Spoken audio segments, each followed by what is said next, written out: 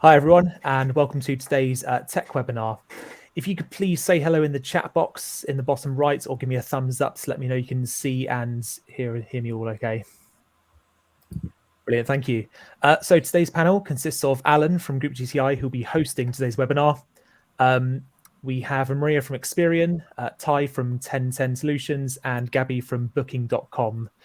There will be a dedicated time at the end for a Q&A session. So if you do have any good questions throughout the webinar, please put them in the questions tab located next to the chat tab in the bottom right of your screens. So thank you again for tuning in. I'll now hand over to Alan and enjoy the webinar.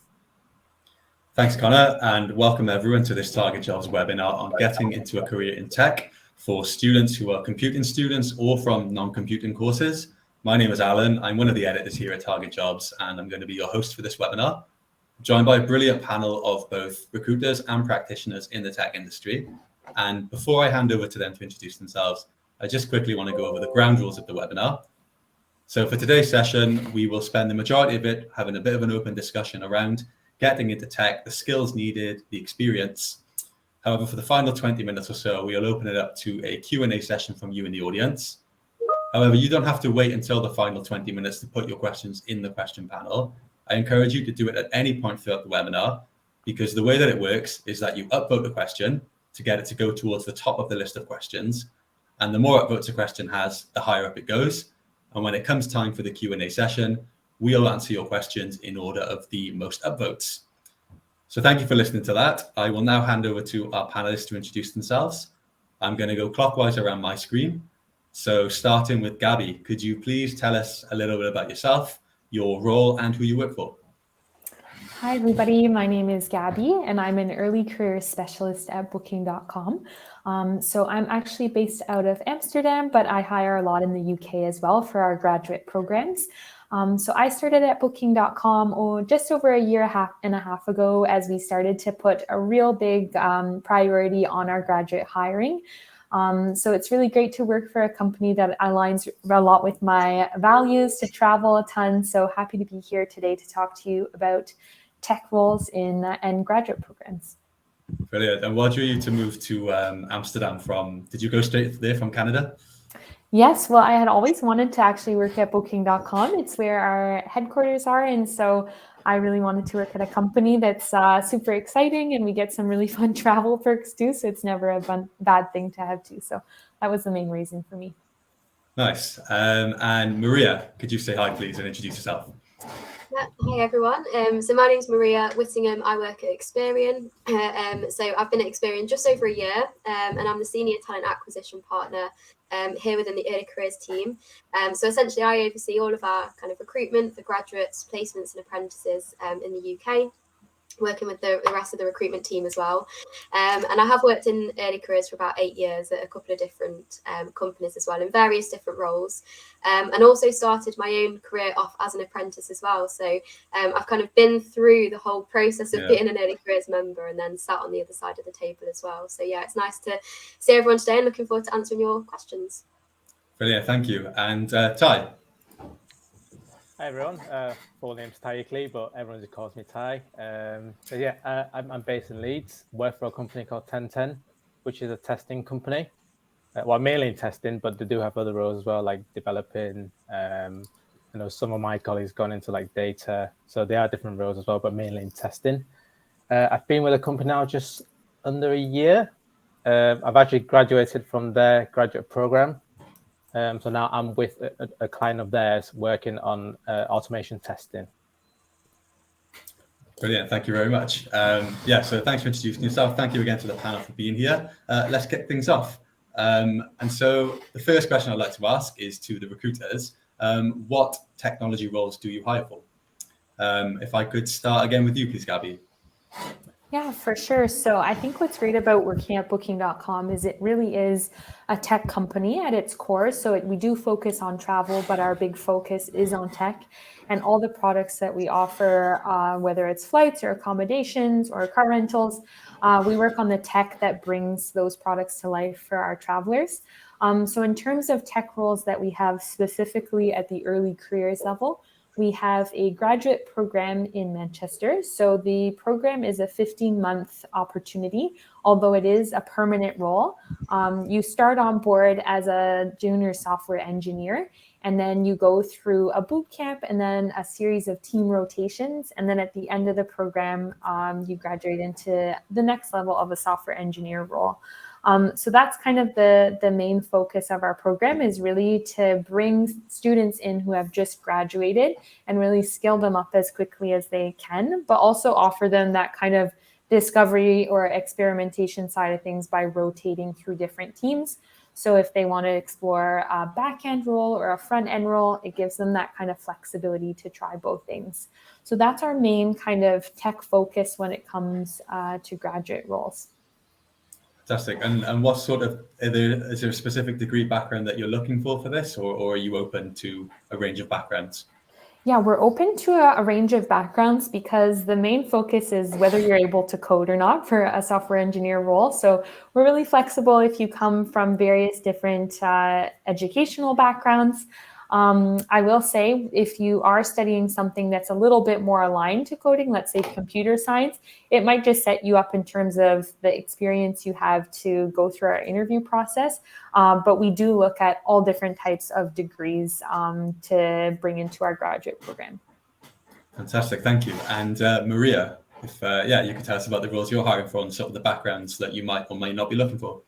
Yeah, of course. So we recruit at Experian for a whole range of different kind of graduate and placement roles as well. So to give you a bit of an idea, we typically hire graduates into kind of three, I guess, clusters of roles you might want to say. So the first cluster is software engineering and IT related roles. So these are all really the kind of traditional technology roles, I guess, that you'd kind of tag along. So we recruit things like graduate and placement software engineers, IT infrastructure engineers, IT service management graduates, all those kind of roles that you might expect.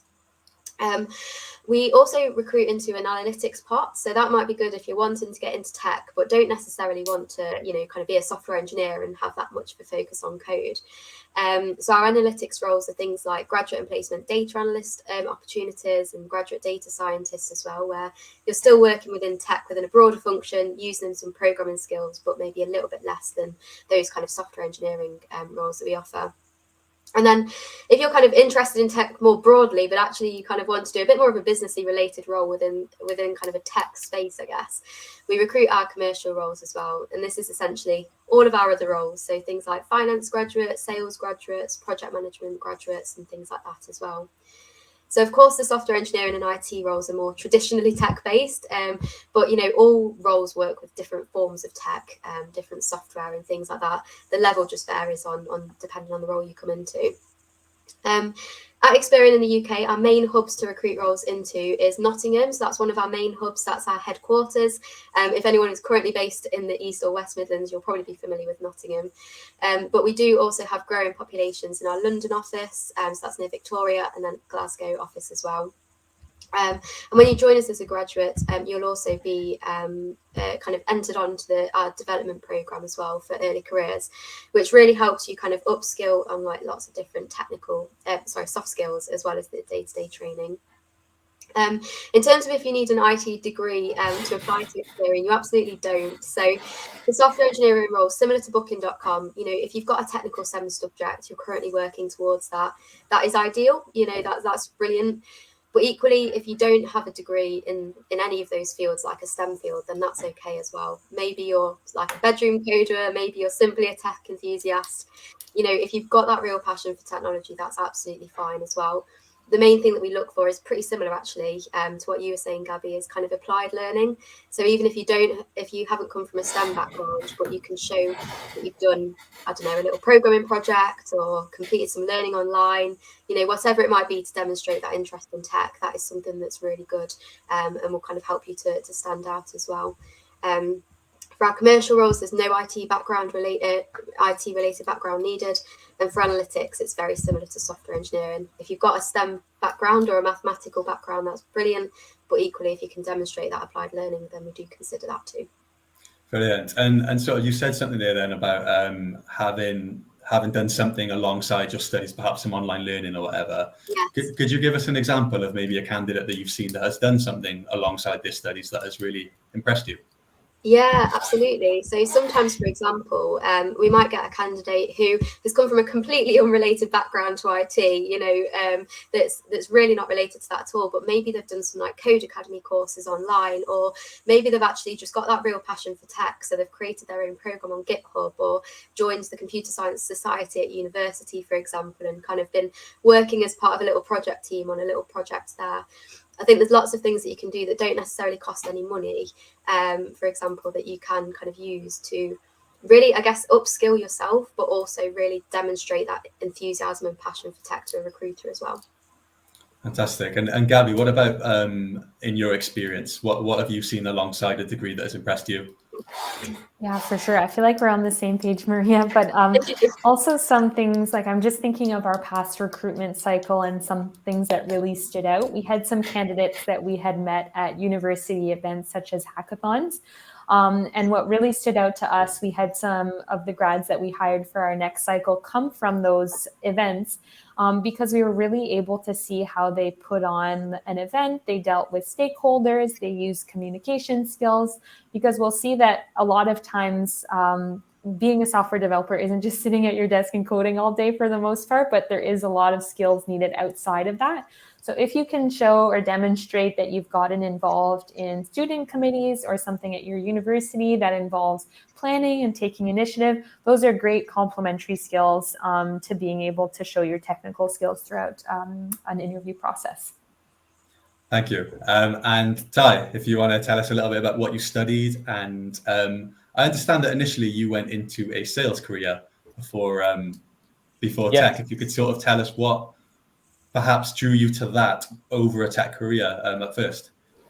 Yeah, I think so. When I did computer science, believe it or not, at uni, and then I did a master's in business, and then after I graduated, I think life took over. So I never went into tech. I sort of just went on with my life, and then when I first got my job, it was a sales related role, and then since then I've just been in sales for 2 years and a bit, and I just could not get out of it. And yeah, I think it just came to a point in my life.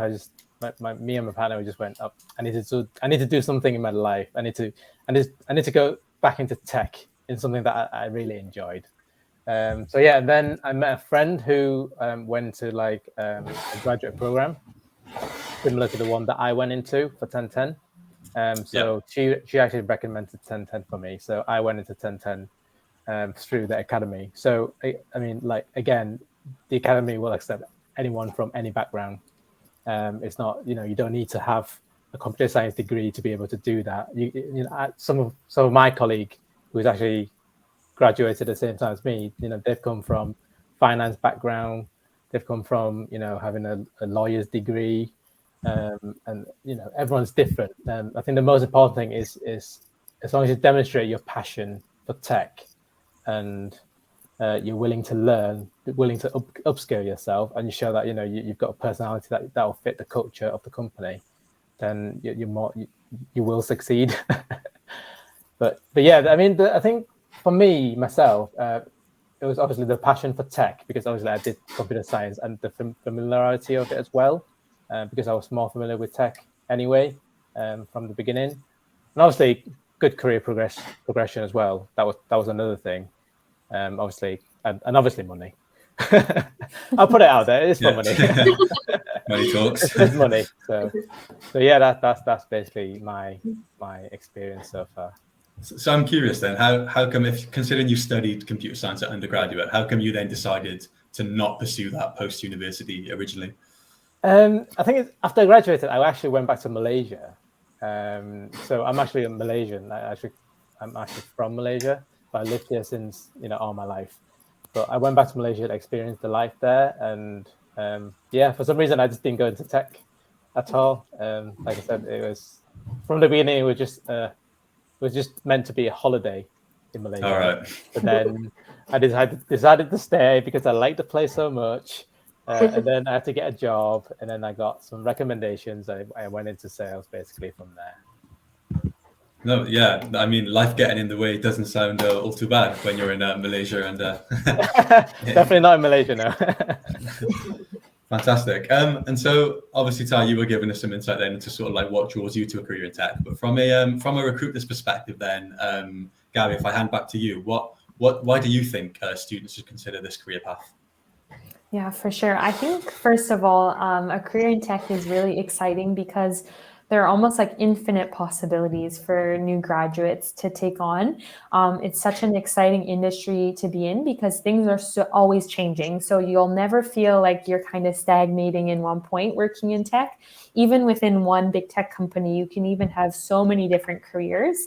And that's what we also try to do with our graduate program, is allow you to rotate through teams so you can kind of experience different sides and roles within tech to see what you like the most.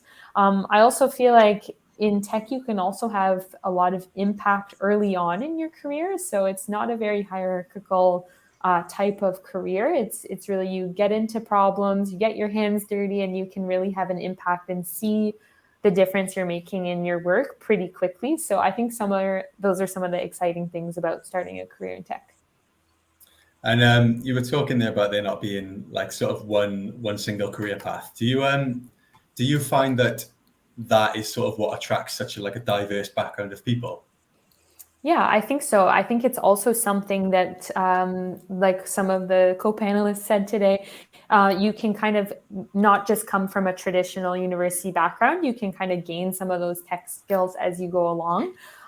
So I feel like that's something that a lot of people are getting into a career in tech and progressing from there. We even have one of our graduates that came from a music background, actually, but then did a coding bootcamp and some self-learning, and then ended up really succeeding in her role. So I think that's something that's enticing, is that you can come in from a number of different places and then go so many different places too. So it's a super flexible career. That's really interesting, because on paper you would think that a music degree is just so far removed from anything that you might be doing as a software developer, or in another tech role, for example. That's very interesting. Maria, do you have anything to sort of add to that? Yeah, no, I think really kind of echoing what Gab has said. I think there's such a broad spectrum of things to get into in tech. I've mentioned there some of just the roles that we offer at Experian, and that's just one company. And I think as well, it's such a growing field. So, tech's so integrated as part of everybody's day-to-day life that it's never going to go away now. I hope it doesn't go away. But actually that there's so many things to get involved in. And I think as well, along with that, there's always new exciting developments and innovations. So one of our values at Experian is delighting customers, and what that essentially means is we really want to be proactive in understanding customer needs and their points of view and their challenges, so that we can focus on delivering value to them with the right solutions. And I guess going along with that, to Gabby's point, tech can't stand still to go along with that. It's constantly moving, it's constantly growing, and tech demands for tech is always going to increase. So I think there's so much possibility with a career in tech, that's one of the exciting things. Is boundless opportunities, as you said, Gabby. And so do you guys think that then, I think previously there's been some sort of, I guess, a preconceived idea that tech is only for people that are, from that very techie background.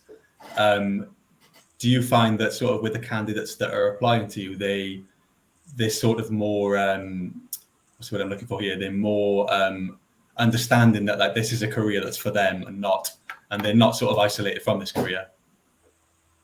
Yeah, I hope so. I think because, there's been a real focus from a lot of organisations recently to kind of break down those barriers into tech, because, previously I think there was quite a lot of barriers to get into tech, and, only requiring computer science degrees and things like that. And I think actually now all of the work that has been done around kind of breaking down those barriers has been really important to make sure that actually, there's a whole range of transferable skills that you need for tech.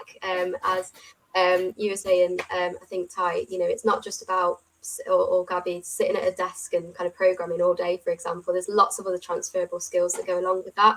And actually having people from different backgrounds and different degrees and different, points of view really helps a company as well, in whichever field, tech as well, because actually having more diversity of thought, from people from different specialisms, I suppose, education specialisms, it's really important to make sure that you're really getting the best value to customers and things like that as well.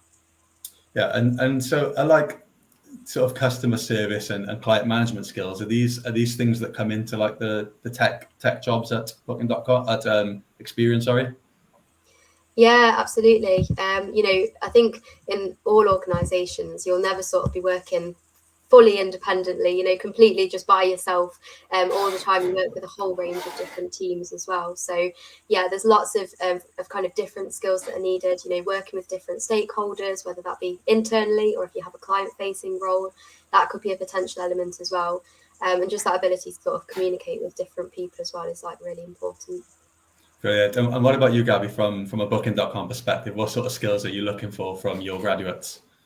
Yeah, so I'd say some of the skills we mentioned before, so definitely like coding ability and technical skills. And one thing I'd say that's great for students who are preparing to interview at tech companies to brush up on is their technical skills in like a test environment. So there are tons of different sites that you can use to practice, such as HackerRank or LeetCode. So I know that we have some great coders, but sometimes they just need a little bit of practice in that test environment. So that would be kind of my words of wisdom in terms of preparation.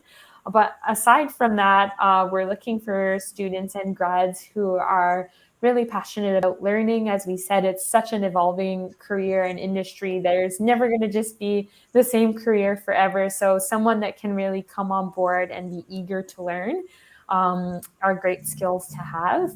And also, as students and grads are applying to different companies, I'd say to kind of demonstrate your enthusiasm for that specific company. A lot of times, students will apply to just tons of companies, which is normal, and we expect that.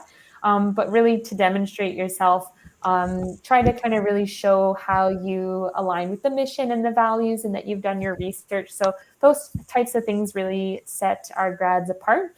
And as I previously mentioned, the communication skills are super important.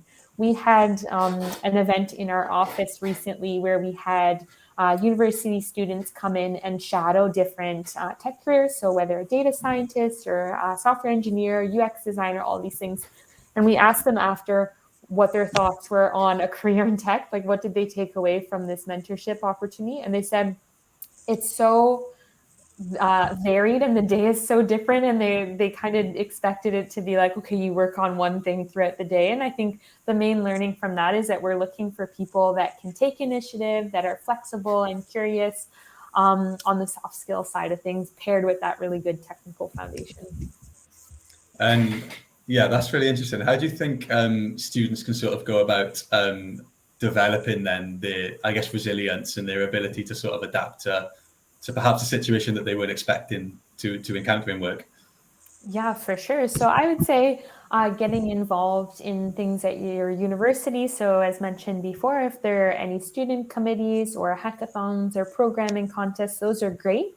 But also just from the comfort of your own home, building personal projects. So I'd say just like build something, anything, and show that you've done that. And that's a great way to show companies that you're able to be a self-starter, that you can kind of build something from scratch on your own.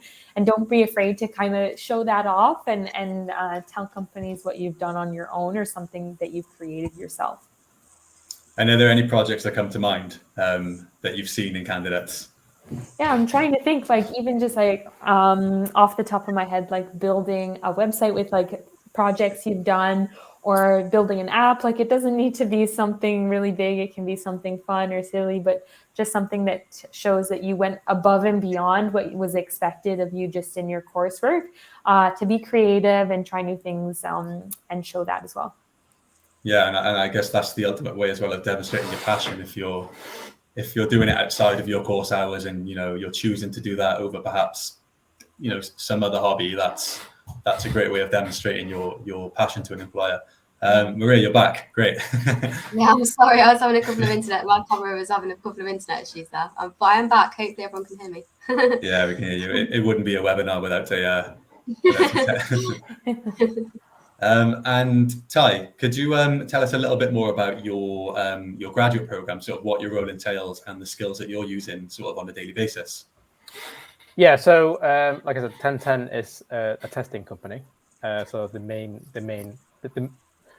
so what they do is I graduated. I'm trying to think when did I graduate now? It's been about 9 months ago. So the graduate program is actually 12 weeks. No, sorry, it's 2 years, but the training is 12 weeks. Okay. So after the first 8 weeks, you get put with clients. So you sort of graduate, but you're not graduates. So you get put with clients, and then basically depending on what the client does, mainly it'll be for testing. But it depends, because when you're with the client, you can take on multiple skills. I know some people have taken on database, like learning SQL and stuff like that. I know someone who's touched C++, actually learning coding. Really, it depends on what client you get. But during the training, you do learn about everything. So you start off by learning about IT structure and the framework of how everything is. I think the main aim is to get you to learn all the terminologies of the IT world, so you know what everyone's talking about in that world. And then you go on and learn about testing, how to write a test plan, a test approach, test script, execution, analysis, test closure, and all that, all those documentation. And then you also learn about the types of testing you can do. And then after that, you also learn about general coding. In our academy, we use Java as the main language for coding. And then also you learn a bit about automation as well, using using a library called Selenium. So basically you write like automation scripts to run the automation testing for you. So you're getting quite a holistic initiation then into technology there. And what sort of skills then are you using in your job on a regular basis? What are the most important skills, do you think, in your role? I think communication is actually quite key in my role, because not only am I doing what I'm doing, like testing for a piece of software, for example, I need to communicate that back to the customer as well, to explain to them. They might not be as technical as I am, but I need to be able to translate basically what I did in the testing and what I did in my coding. So I think communication is quite key, and obviously being sociable as well. I think that's quite key. And I know some people who are who doesn't like to talk, and they just hide everything to themselves. And when it comes to meeting, and they don't really say much. But I think it's great that you can present yourself. Sometimes you might just need to talk your way out of things, but yeah, I think communication is key, and obviously having tech skills as well. That's really good. And and skills to complete projects on time as well. That's another thing. So your time management skills there. Yeah, time management skills. Well, that's. I mean, in tech, obviously, it's mainly down to projects, isn't it? So projects have deadlines, so you've got to be able to meet the deadlines as well. So and are you collaborating a lot on your projects, or are you more sort of working in your individual silos and sort of recuperating every once in a while? How does it work on that front? A bit of both. So when I first started with my first client, I started building a testing project for one of their clients, and that was more group work. Not really group. It's me and my other colleague. So two of us working on the testing project. So we had to talk a lot because testing could involve different parts of the system that we need to test, and it could overlap. So we need to talk on a daily basis as well to see where he's getting at, where am I getting at, and then just so we don't duplicate the work basically. And then later on, we had another testing project involving more members of staff. I think there were like 4 of us doing that. I think about a couple of months ago, I did a scripting project. That was more individual. Well, it was a group project, but we had individual parts that we had to complete. So we just basically got on with our own scripting work, basically. So would you say then that sort of you need to be just as comfortable working alone and taking on your own initiative as you are working and collaborating with others? Oh yeah, 100%. Like I think to be able to manage your own time as well, that's quite important, because obviously you have your own work to do, and then sometimes your colleague might contact you and go, "Oh, Ty, I need you to jump on something else," you'll be able to do that as well as doing your own work. Because at the end of the day, you need to show that you've done your work, as well as helping others as well. Brilliant. I will come back to our recruiters in a second, but I just want to ask you this next question, Ty, because I think with your previous experience in sales and talking about skills, what skills do you think you developed in your sales career that you've been able to bring over to tech, and how have these benefited you? I think it's communicating again. I mean, obviously in sales, you need to speak to people a lot. And and I do like speaking. So I think in that sense, it's really helped me a lot. And obviously with my computer science degree as well, when I joined the academy, I was probably one of the more outspoken people in the academy. And that's actually a good thing, because obviously when they put you with a client, you're probably more likely going to get a client if you're more outspoken, because at the end of the day, people need someone who needs to be able to communicate clearly. Sorry, my screen's shaking, I think, every time. But yeah, communication is definitely key, I think, from my sales background, and to be able to deal with clients as well. I think, obviously, in tech, you need to deal with clients a lot. So to be able to communicate clearly with clients, I think that's quite key as well. Brilliant. And did you do any sort of like group work at university, or any projects that whilst you were still a student allowed you to develop those skills? Yeah, I mean, there's always group work in uni work, and just always get involved. I know there are some people, they get into group work, but they're in the background, they're doing things themselves, they don't really communicate. But yeah, really get involved. I think that's my advice in project work. Get involved, get to know things. Sometimes it might be things that doesn't affect you, or might be things that doesn't involve you, but it's good to know either way anyway. Brilliant, thank you. So yeah, I'll sort of head back to our recruiters now. So with like the recruitment process for your roles in mind, how can graduates go about demonstrating the skills that you're looking for? If Maria, I start with you.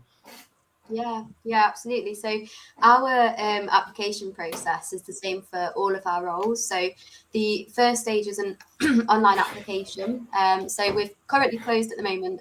We've finished. We've not got any more roles for a September 2023 start, but we'll be opening up again in the autumn, so around September, October time, for roles that start in 2024.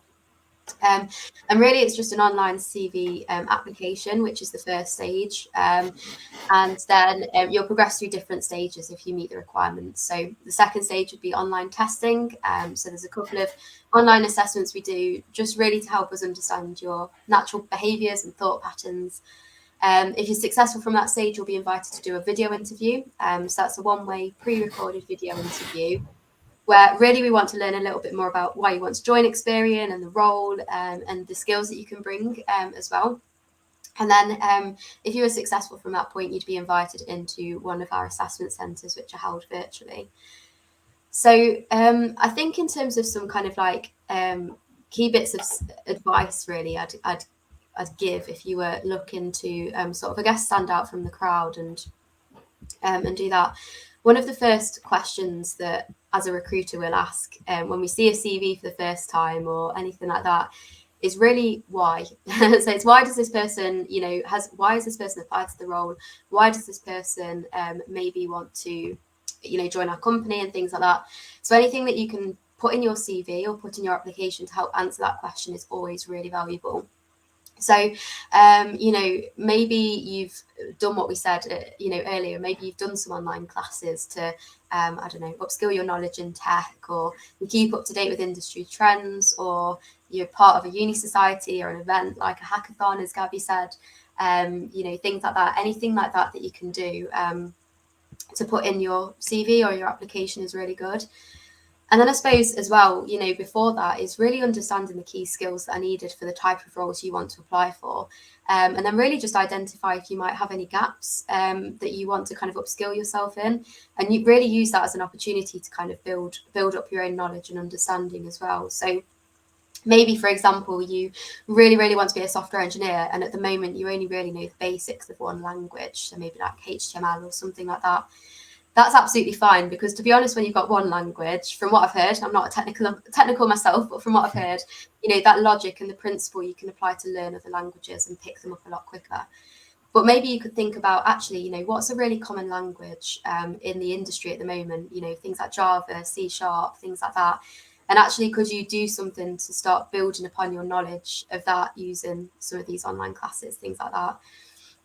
And again, then maybe you want to start applying that learning and, as we said earlier, start to begin your own project or, set up your own kind of programming thing, whatever it might be. All of that kind of thing that you can do to help that recruiter answer that question is always really good, I'd say. So yeah, I hope that answered the question. No, yeah, brilliant. And you said something really interesting there about like doing like a self-audit, I guess, to see where your skills and knowledge gap are. How could a student essentially, do that self-audit? What's the best way of going about that? Yeah, I think it's a really good question. So I think maybe things like using your network. So, if you do have a network that's built up already of people in kind of a similar position to you, maybe just kind of chatting to them and saying, actually, what are the key things that you're kind of focusing on at the moment? And then I think as well, on things like the Target Jobs website, there's so many really good advice articles from a whole range of different companies about their application process and what they look for. And actually just looking at some different job ads as well, because different companies will look for different skills potentially. Some might need more experience in certain skills than other companies might. So really just kind of getting a bit of an understanding of what do those jobs in the industry actually look like at an entry level, and actually kind of what can I therefore do if there's something that really stands out to me now, so that I'm ready for when I want to apply to that particular company or that particular type of opportunity. I think there's things like that could be really helpful. Brilliant, thank you. And Ty, did you sort of undertake any personal projects or any self-studies before you applied for this graduate role? Yes, I did. Post-university, of course. Yeah, it was so before I actually went into 1010, because I knew then I wanted to go get into tech. So the first thing obviously Google was my first initiative, and obviously that came back with loads of results. And Codecademy was actually the first one that I went to. I think Codecademy is a brilliant website if you want to learn about coding, to get a bit more technical, because they do a lot of foundation courses that are free. So if you want to learn about Python, how it works, I think like Maria said, a lot of coding work the logic is quite similar. The only thing that difference is going to be the syntax of the language. So if you learn Java, it might be different to C++, for example, but the logic is still going to be the same. So I think Codecademy is definitely a good go-to point if you want to learn more about coding, especially for beginners. Obviously, if you want to learn more about the advanced stuff or the expert stuff, then you may have to pay for it. But again, I mean, if you do get hired, I'm sure companies will be willing to pay for you if at the end of the day you're going to benefit the company and upskill yourself as well. Yeah, so sort of once you've trained that underlying muscle, I guess, with one language, it's just a case of sort of broadening your knowledge, isn't it, and taking on the syntax of another one. Yeah, I mean, like coding, there's no right or wrong in terms of coding, because there's so many different ways you can go about it. So there is a good communities, like online communities out there where people share their code, they help you. So it's not about getting the right answer, it's about understanding how it works. I think that's more important. Yeah, fantastic. And Gabby, so from Booking.com's recruitment perspective, how are you assessing the skills of candidates, and could you also give us some insight into sort of the main ways in which candidates trip up in the recruitment process? Yeah, for sure.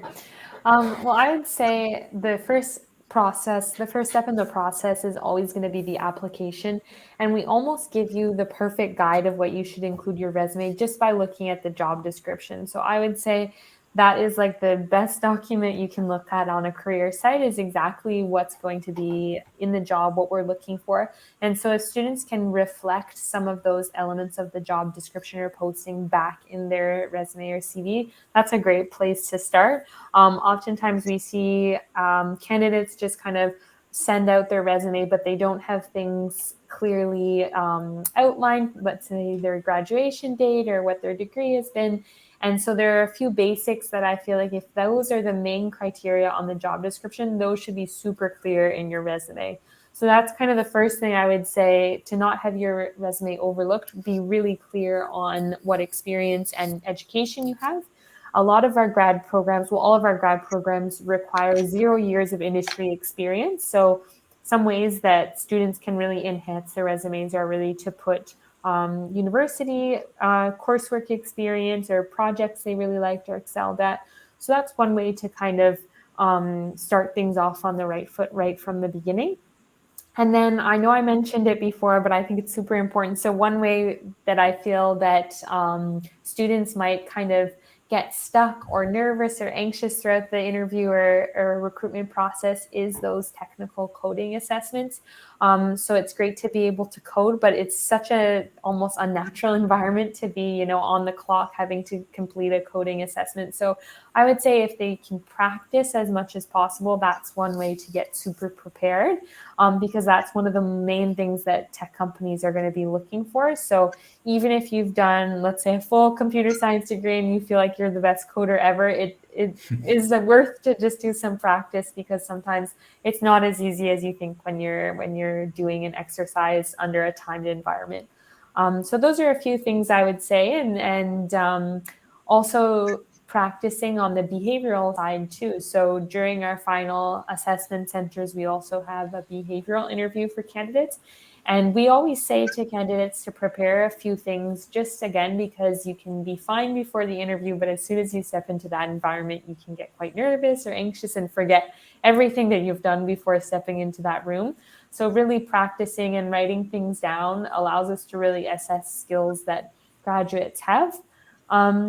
Another thing I'd say is really positioning things that you've done from like a personal perspective. Oftentimes we have candidates that'll come in and say, the team did this or our company did that. And that's great. We shows you have a collaborative personality, but we want to see kind of what you have done in that group or what you have done in that setting. So that's another thing that really helps us assess our candidates' skills personally, is when they put really their own work in the spotlight. Finding that balance sort of between saying, yes, you know, I like to work with others, but I can also take the initiative myself, essentially. Yeah, exactly. Brilliant. Yeah. And so, Ty, what are your memories from the recruitment process for your graduate job, and what did you find most challenging? Yeah, there were, I think, if I remember correctly, there were 3 stages. So the first stage is they actually do like a personality assessment test online. That's not really hard. It's just to see, you know, what answers you get from it. If there's no right or wrong answers, again, you just want to see what you pick as answers. And then the second stage was more, it was a telephone interview with the wellbeing team. So the wellbeing team is a really friendly team in our business. They help you with everything that you need. Basically, any concerns that you may have, they address it. So yeah, they're a really amazing team. So it's more like an informal phone interview as a second stage, and then the third stage is actually a day assessment. So I wouldn't want to say it's formal. It's still slightly informal, because what they do is during the morning, they do a bit of ice-breaking exercise and games just to get you less nervous, I suppose. And then in the afternoon, you have more like more of a formal interview with either one consultant, with another consultant, or another. When I did it, it was one consultant and one HR manager. But it could be 2 consultants, or it could be one consultant and one director, or someone of that level. Excuse me. Is it like a technical interview, or are you being asked? So is it like a mixture of sort of competency questions and sort of general questions? It was more general, actually. It's more about why you want to go into tech. You know, what made you change your career, or if you had a career. You know, or it could be like, you know, you did a lawyer's degree. Why did you want to go into tech? It's more about your passion for tech, really, and they also want to see who you are as a person, because I think 1010 looking for people that have more cultural fit, then obviously you need to be able to show that you want to go into tech, really. But the emphasis on sort of the technical skills and upskilling comes whilst you take part in the training then later on. Yeah, I mean, the academy will provide you training. So the 8 weeks of training is really intense, but they do provide all the training that you need to be able to handle all the clients in the future. Brilliant. And so quickly then, before we open this up for the Q&A session from the audience, I'll go clockwise again around my screen. So start with Gabby. What would your sort of key piece of advice be to anyone who's applying for tech roles, especially those who are coming from a non-tech background? Yeah, for sure. If I were to put myself in the students or candidates' shoes, I would say there are so many companies out there looking for people to work in tech. It's like the most in-demand thing ever. So it can be almost paralyzing to know what to choose. Like there are almost so many choices to go in. It's hard to choose which direction to go in. But I would say just try something. Don't get overwhelmed with the choice. Just decide to do one thing, and that'll lead to you seeing whether you like that or not, and if you want to pursue it. So seek out opportunities that have a lot of experimentation in it. So for instance, like our program has that rotational aspect, but I think those are really great because it allows you to try different things. Other thing I would say is I know we talked a little bit about seeing different people or different educational backgrounds in tech roles. So a company's career site will tell you a lot about what it's like to work there and what the culture is like. So I'd say try to look at kind of videos and pictures and see if you see a lot of diversity in there, if you see employee resource groups, and that'll kind of give you hints of what the culture is like and show if you would be able to kind of bring your full self to that workplace. So those are ways to kind of narrow down which companies you want to apply for. Brilliant. And for you in the audience, there'll be a second, just before we end this webinar, where everyone will pop links to their career website or useful links into the chat. So we will provide resources for that. Maria, what would your sort of parting tip be? Yeah, I think really echoing everything that Gabby said, to be honest. I think it kind of encapsulates it quite nicely.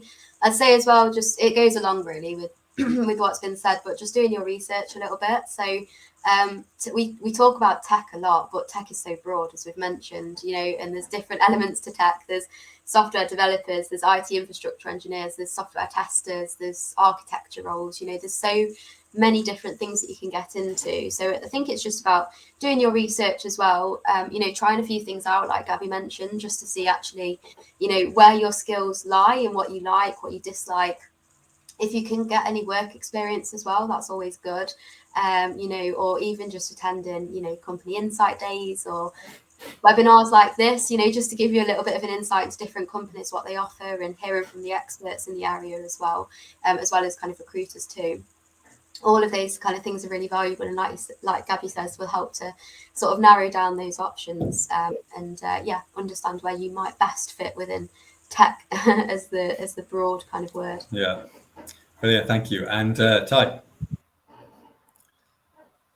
Yeah, I think Gabby and Maria literally said everything. The only thing I would add as well is when you're going for interviews, just be yourself. I think nowadays a lot of companies, they look for personality, and obviously you need tech skills as well. Don't get me wrong, but personality plays quite a big factor. Another thing I would say is I don't know if Gabby and Maria can back me up on this, but LinkedIn.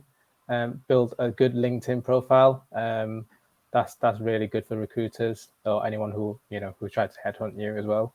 So yeah, those are good. My advices. LinkedIn, yeah, I mean it's right there free. I think it's just such a waste of an opportunity if you don't. Yeah, 100%. If you don't use LinkedIn. Brilliant. Well, thank you very much to our panelists for sharing all of their insights. I hope that these have been helpful for you in the audience. Now we will open up the remaining time of the webinar for the Q&As. And at the top of the list here, it seems like we have a few mature students on the webinar today, because the first question is, do you have any special advice for postgraduates wanting to get into tech, i.e. mature students who are wanting to change fields? I'm in my mid-40s.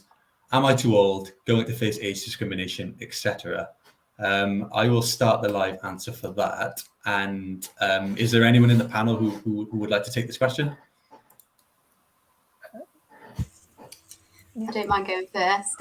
So I guess to answer the last bit of your question first, no, you're never too old to do a career change. And obviously in terms of recruitment practices, there's no companies, aren't allowed to discriminate on any protected characteristics. So you shouldn't face that.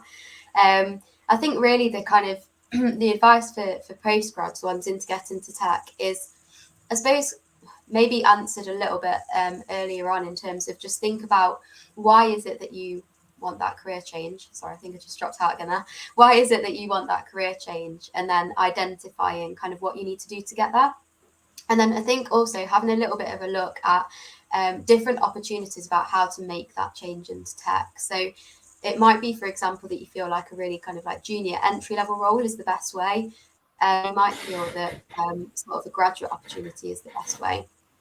Our graduate opportunity kind of have an early careers development program alongside. So they teach a lot of key skills, like communication skills, and everything like that. And so actually you might feel that actually I want an entry level role in tech, but I don't want the soft skills development alongside it. If you've already feel like you've built those up, for example, and you want to focus just on the tech, in that case, more of a kind of direct junior role might be best. So I think it's really just understanding about your needs and where you want to get to, and then seeing the best entry point for that as well. But yeah, it's never too late to change. Yeah, I just want to add to that. I know someone who's gone to the academy, same as me, and I believe he's 47. So yeah, again, you're never too old to want to change. So yeah, I think everything Maria said is right. You just need to understand. You need to do a bit of research to understand where you want to go into in tech, because once you understand that, then you know where to go about to start. Yeah, I think that's the most important. So apologies there, guys. I dropped out for a second, but I'm back now. And I think we've lost Maria now. Ty, you were just speaking there. And Gabby, what are your thoughts on this first question? Yeah, for sure. So echo what both Ty and Maria have said. I think you also need to kind of see which program is best for you. So I know, similar to what Maria said, we offer a couple different early careers options, but also we call it early and evolving careers, because we know that not everybody is just in their early stages of their careers, but we have some career changers as well. So we also have an apprenticeship program, and we've had people come through that program from all different types of backgrounds. So that come in and decide to switch into tech. So I think there are a lot of different programs. And as we said, tech companies and companies in general are looking to hire people from various backgrounds, and that includes ages too. And I think also coming potentially with a past career to the table, it also brings a lot of, a new perspective to things and some really great soft skills that can be transferred into tech as well. So definitely go for it. Never hesitate. Brilliant. Thank you very much. So done answering that one. And so the next one on the list then we have, as an international student, it's hard to get a job after studies, especially when the recruiters are always requesting for UK experience. How do we get this experience? Because getting an internship is hard too. Can you recommend companies that can mentor students? Yeah, I can take first stab at this one. So one thing I'd like to mention is we can sponsor visas for international students who are studying in the UK and would like to stay on. So that is something that Booking.com does. And I would say there are different ways to get a mentor. First of all, you can look for more formal programs that companies are offering, such as the shadowing day that we did at our office. But also, I feel like people in the tech industry are super open. Like if you see someone from, let's say, your university that's a recent graduate and has gone to work into something you're looking for, let's plug LinkedIn again here, and don't be afraid to kind of reach out to someone and just ask if you want to, have a coffee chat or give a bit of context about your connection. So that's a good way to kind of get a little bit of mentorship too, if you're looking for kind of your way into a company. And sort of what about applying to smaller organizations or applying speculatively as well? Is that something that you generally encourage students to think about doing to sort of gain experience? Yeah, for sure. I think working for smaller companies or maybe working on your own, kind of like doing some freelance work, that's always an option too. Or sometimes volunteering is also an option. So I've seen Booking.com does a lot of volunteer work in our community. And some ways that I've seen opportunities come up is there's a really small charity or an organization that's looking for some help. So that's always an option more on like a small scale too, to kind of test your skills out and get some work experience. Brilliant. Maria, did you have anything to add to the current question? Did you drop out before the question, or did you catch it? Yeah. I've kind of been dropping in and out, but no, I don't think there's anything else to add. I did hear what Gabby said. So yeah, I don't think I'd add anything onto that. I think that kind of covers it. Ty, you're nodding the head there. Are you in agreement with Maria? Yep, 100%. Brilliant. Well, hopefully that's answered your question in detail there. And so next on the list, we have, do you have a career path for a tech consultancy? I am actually doing an MSc degree in cybersecurity and would like to move to the consultancy world. I can see Maria's nodding her head there. Yeah. So at Experian, we don't have a specific kind of tech consultancy path, I suppose, from early careers roles. But the roles that we do offer differ each year. So whereas we've not previously recruited for it, doesn't mean that we're never going to recruit for that kind of a role.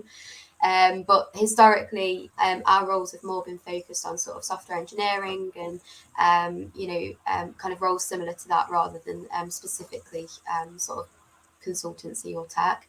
But I do know that there are other companies out there, the more consultancy-based companies that probably would offer opportunities like that. So I would imagine that there are the opportunities out there to do that, definitely. Thank you. And then Ty, what about a 1010? Yeah, so 1010, like I said, is a testing company, but they're more of a consulting company. So there is a clear career path here at 1010. So you start off at the academy and then you graduate as a junior consultant. And then once after the 2 years of the graduate program, you actually go into to be a consultant. But then there's 2 levels of consultancy. So there's like consultant 2, and then you move on to a consultant 1. And then after that, you move on to a senior consultant. And then obviously the higher level would be like like a team lead consultant, and then like a director or something like that. Yeah. I've not got to that level yet, so I can't really speak for that. But yeah, there's definitely a clear career path here at 1010. And also, I just want to add, like, in 1010 is very different in the ways that they promote you as well.